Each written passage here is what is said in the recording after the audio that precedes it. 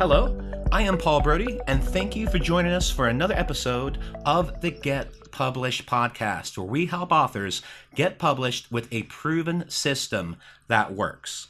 Today, we're being joined by Scott Allan, multi-time bestselling author of books, including Empower Your Life, Do It Scared, and Drive Your Destiny. Scott, welcome to the show. Well, thanks for having me on the show. It's good to be here. All right, and for those that are familiar with Scott's work, he is actually based in Japan, so he is our second international guest we've had on the show. Last week, Jason Tremere was on the show from Canada, and now we have Scott on the show, and we're actually taping this at 6 o'clock here Sunday night, and I believe it's about 8 a.m. Monday morning for you, Scott. Is that right? That's right, yeah. On the other side of the world, we're about 14 hours ahead of you. Yeah, so that's a great thing about publishing. You have great friends across the world. So really happy to have Scott on the show. And Scott, let's go ahead and get ready with question number one. So what is the one piece of advice that you would give to a first-time author who is currently writing their book? Well, there's a few things that I'll just throw out there. The first thing is if you're just starting to write your book and you need to, the first thing that I do actually is mind mapping. So I find that the mind mapping stage is the most critical part of the process, especially when you start your book. And following the mind mapping, the next thing that I do is for each of my chapters, I also do what I call like a critical mind map. So I do like a mini mind map of each chapter as well. And I just find that helps with the writing flow so much. Makes it so much easier. For books that I tried writing without doing mind mapping or any outlining, I found that it was really hard to finish the book actually. I could start it, but actually finishing it was just, so you really have to have a game plan for your book. It doesn't have to be perfect, it can evolve as you move along, but that's a really important part of the process. So that's just the one piece of advice. And the other thing that I would recommend is that do not do editing while you're writing. I know that's really tempting for a lot of people because, we all have the spell checker, and whenever we see those little red lines pop up, we want to fix them. So I do not do any editing until my rough draft is completed, which takes me about 30 to 40 days to do. So once it's done, I go back and I do my second edit. So. Well, and you hit two recurring themes on there, some things we've already talked about on the show. And one of the main things is having a plan. It doesn't have to be perfect, but you always have a plan. And when you talked about with mind mapping, just getting all the information out there, and essentially with mind mapping, and actually, I basically call it the brain dump, because you're literally getting every single thing out that you can that's going to help with the book. Exactly. That's right. And, people that I've worked with, they during this phase, they had ideas not just for the one book, but then they started having ideas for other books as well. And they got confused. Should I put this material in this book or should I save it for other books? So, but that's a good thing, having ideas for multiple books, there's nothing wrong with that. But just remember to, stay focused on the one book and wait until it's done and before you start anything else. So. And what do you feel is the hardest part about getting published? Yeah, the hardest part about getting published, well, okay, I guess you're referring to before the book is published, is that right? Essentially, yes. When you're done with the writing part of it, now it's like, okay, I have this book, this is great. Now where do I go from here? How am I going to get published? How am I going to get this book in paperback? And how am I going to get it in Kindle? And just going through all those different parts of the process, Scott. Yeah. It's I find that when I started self-publishing, I didn't have any like a checklist. I hadn't taken any courses really. I just learned about it myself through various websites, blogs, and I read a couple of books on it, and that was it. And it actually wasn't that difficult for me to get the book published per se. However, I do remember even now it's probably the toughest part of the publishing process, like pre-publishing, is the self-edit. And the reason I say that is because, writing can be a lot of fun. You might enjoy writing, you might not, but, if you do and you get your rough draft finished, the hardest part for me is always going back and taking the time to go through your writing. Because, when we're writing, we feel like, wow, this is great, I'm actually writing a book. And and then you get it done, and you go back and you start reading your own writing, and you realize like, wow, this isn't as good as I thought it would be, or and it can really be you can really start to become self-critical. Uncertainty comes in, self-doubt, and I've spent months, probably like my first book. I think I spent 6, 7 months rewriting, going through the self edit. And I think I if I hadn't just pulled the plug, I could have gone on for like probably another 2 years. So that is the hardest part, but it's also the most critical part of your writing. Is and you'll hear many authors say this, like writing is all about rewriting. So while it's the hardest part about getting published, it's also the most critical part. And the other part would be, setting up a launch team. Because if you're just starting out, chances are you don't have a very large platform, unless you've been blogging, and maybe you do have a platform on your blog or something. But most people that I've worked with don't. So that is the second challenge, would be getting people onto your launch team and organizing that, because getting reviews on Amazon is critical to the book's success, as well as having if you had an email list already, it's a lot easier. But again, most people don't. So those two things there were very challenging for me. Okay. Um, And please share a marketing strategy that you have used in your book launch that worked well. well, yeah, for me, I mean, it. One of I guess the key strategy, one of them anyway, was building my launch team. But it didn't just happen overnight. I mean, I probably the last few years I've contacted, I've gotten into I've contacted with a lot. I've gotten into touch with a lot of authors, and I've been networking with a lot of people. And what I noticed is that with every book that I put out there, my list grows a bit bigger. And I also get emails from readers who say, "Oh, I really like this book. Can you tell me how can I get more books per se?" So I set it up so that, and this may be jumping a little ahead a little bit with, especially for people who are just starting out. But if you do, this, then it's going to be a game changer for your books down the road. Is that set yourself up with a really good lead magnet in your book. And I found that, like, this is a marketing strategy. It's long term, but if you set yourself up with something that's really valuable that readers want, then every time if you start to grow an email list, and you start to communicate with that list on a regular basis. In the future, it's going to set your business up to something that's going to be, it's going to explode into something that you weren't expecting. I mean, that's been my experience anyway. I wouldn't say explode is the right word. It's been slow growth. It's more like slow growth actually. But it certainly has made a difference in the business. So. Yeah, that's the one strategy. The other one is that if you don't have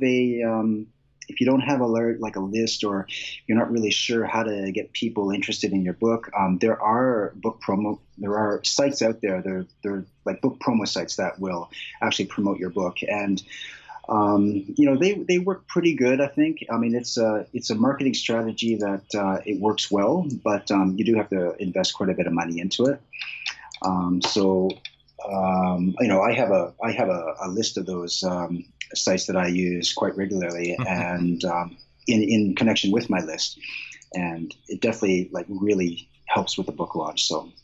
Well, and you heard me laughing there briefly because for our audience, just to let you guys know, Scott and I have actually worked together on launches, I would say, about close to 3 years. And one thing that we always do when either of our books launch is we share notes. We share the sites that work and the sites that don't work. And it's really helped with both of us build in a proven system that when we do launch our books, with the launches, we're able to get to become a #1 bestseller, and a big part of that is having the right strategy and knowing when to launch and when to have the right promos at the right times. Wouldn't you agree with that, Scott?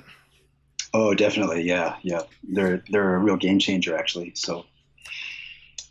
Yeah, I look at it. It's just like a song. You're trying to build to a crescendo. When you get to that crescendo, that's when you're using the biggest types of the promo companies, and then boom, your book peaks, and then you go out of launch, and then you can have that sustained success after that. So to me, it's very much like composing a song.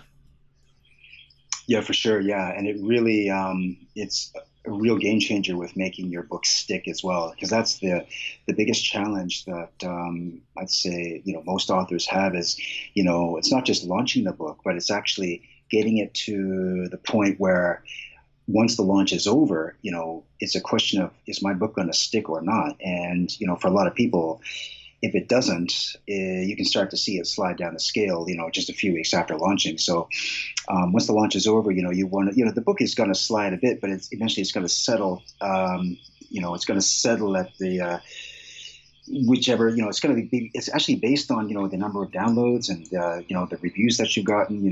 Whatever Amazon's algorithm, it's working full speed to actually, and they help you to they do help you to market your book as well. So you'll notice, like, if you have a really strong launch and your book's getting reviews and it's getting traffic, Amazon's going to jump in and they're going to help you to sell that thing, which is a really big, again, that's what you want in the end. And I think it ties in with using these books promo sites, your launch team, and like you said, it's building a song. It's like almost like conducting a symphony, actually. Yep. So Yeah, I agree. You built that crescendo, and then you let the Amazon algorithm help you out a little bit. So, yeah, I agree with you completely. And you and I both had some pretty epic launches where we could really capitalize from that and keep the forward momentum going. And I think it also helps the fact that you and I both done many books. I mean, we both into double digits in books now, if I'm not mistaken. Mm-hmm. Yeah, for sure. And just the one thing to keep in mind is, like, always be learning something new. So, whether it's, if you're taking a course or reading a book or something, always be, always keep up to date on the self-publishing material. There's always new stuff coming out, and I'll keep an eye on Amazon because they make a lot of changes that, we need to be aware of as well. So. Absolutely. Well, speaking of books, what is your favorite book, and what was the number one thing that you learned from it? Yeah, one of my favorite books to this day, and this is actually, I'll try not to make this too much of a long story, but it's Awaken the Giant Within by Anthony Robbins. Mm-hmm. A lot of people probably know about the book, but it was actually one of the reasons that got me to Japan and got me traveling around the world. Is that years ago, when I was living in Canada, I wanted to basically change my life, change everything. I just didn't feel like I was doing much of anything that was important. I was in the bookstore one day, just picked up this book. It was probably one of the first personal development books I'd read, that I'd actually taken an interest in, and then took it home, started reading it. Anyway, what I gathered from that was that making a decision can change everything in your life. And that was one of the chapters in the book, is like making key decisions as well as goal setting, which is something I'd never done before. So those two things right there, I had made it after reading this book. I had made a decision that I was going to go traveling. And also once I made that decision, I started I wrote out my goals. I had, like, for the first time in my life, I actually had goals, and it was, it was like my goal, my dream was to take off and travel around the world. And I did end up in Japan eventually, where I've been living for 20 years. But this book was just a big game changer for me. So it still ranks as one of my favorite books, even though it was probably published about 25 years ago. I think the material is still solid, really good stuff. But I've got a lot of favorite books, but I'll just leave it to the one for now. So. Well, and that was a great choice. And it's a funny thing, how did Tony Robbins really boost his career? He wrote a book, and now he's been able to help many people doing that. So it really is amazing having those books out there and the impact that it can have on you, but more importantly, it can have out on the readers. Exactly. Yes. So our final question is, what is your favorite quote and why? Yeah, so my favorite quote is actually a quote taken from a poem by Robert Frost, which was called "The Road Not Taken." And probably many people know about this, but the part of the poem goes like this: I took the one less traveled by, and that has made all the difference. And I love that poem. I live by it because that's, I think, sums up my journey. I've always been trying to do the one thing that most people were not doing or wouldn't do, because I knew that if I did, it would make all the difference, and it has. So, years ago, just like I said, getting on an airplane and just going somewhere that I'd never been before, and, didn't have much of a plan when I got there, but I believe that, just by doing this, it was going to make a big difference in my life. And people around me were saying, what are you crazy? You can't do that.